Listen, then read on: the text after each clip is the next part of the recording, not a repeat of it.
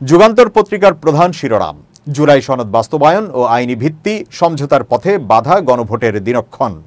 প্রতিবেদনে বলা হয়, জুলাই জাতীয় সনদ বাস্তবায়ন ও আইনি ভিত্তি নিশ্চিত করতে সংবিধান আদেশ ও গণভোটের প্রস্তাব করেছে জাতীয় ঐকমত্য কমিশন।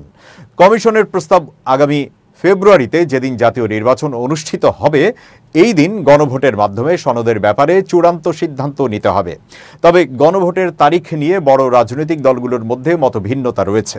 বিএনপি বলছে জাতীয় নির্বাচনের পরে গণভোট, তবে সবাই একমত হলে নির্বাচনের দিন হতে পারে।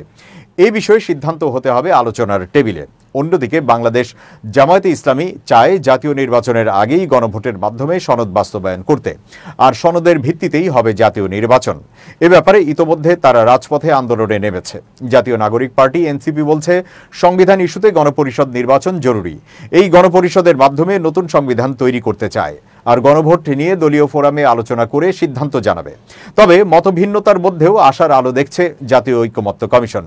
জানতে চাইলে জাতীয় ঐকমত্য কমিশনের সহ সভাপতি অধ্যাপক আলী রিয়াজ বলেন, জুলাই সনদ বাস্তবায়ন ও আইনি ভিত্তি ইস্যুতে ঐকমত্যে পৌঁছানোর ক্ষেত্রে আমরা অনেক দূর এগিয়েছি। আমি আশাবাদী দ্রুতই এই ব্যাপারে ঐকমত্যে পৌঁছানো যাবে। তিনি বলেন, বিষয়টি একটু কঠিন, তবে অসম্ভব নয়। এ ব্যাপারে ঐকমত্য কমিশনের বৈঠক শেষে বুধবার বিএনপির জাতীয় স্থায়ী কমিটির সদস্য সালাউদ্দিন আহমেদ বলেন, সাংবিধানিক আদেশ আজ বা কাল চ্যালেঞ্জ হতে পারে, কিন্তু জাতির সামনে খারাপ উদাহরণ তৈরি করা ঠিক হবে না। সংসদ নির্বাচনের দিন গণভোট আয়োজনের প্রস্তাব প্রসঙ্গে তিনি বলেন, সবাই মতামত দিলে বিবেচনা করা যায়, তবে যারা নির্বাচিত হবেন তারা সনদে স্বাক্ষর করেই জনগণের কাছে প্রতিশ্রুতিবদ্ধ থাকবেন। এমন কিছু মৌলিক সংস্কারমূলক বিষয় আছে যা বাস্তবায়নে সংসদীয় গণভোটেরও প্রয়োজন হতে পারে। তাহলে একই বিষয়ে দুবার গণভোটের প্রয়োজন কেন? এসব বিষয়ে আলোচনার টেবিলেই নির্ধারিত হওয়া উচিত। একই দিন জামায়াতে ইসলামীর সহকারী সেক্রেটারি জেনারেল হামিদুর রহমান আজাদ বলেছেন, রাষ্ট্রপতির সাংবিধানিক আদেশের মাধ্যমে জুলাই সনদ বাস্তবায়ন হবে। এরপর সে বিষয়ে গণভোটের প্রস্তাব করা হয়েছে।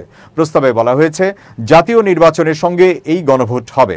আমরা চাই জাতীয় নির্বাচনের আগেই গণভোট দেওয়া হোক। এতে সংস্কারের বিষয়ে জনগণের মতামত প্রতিফলিত হবে।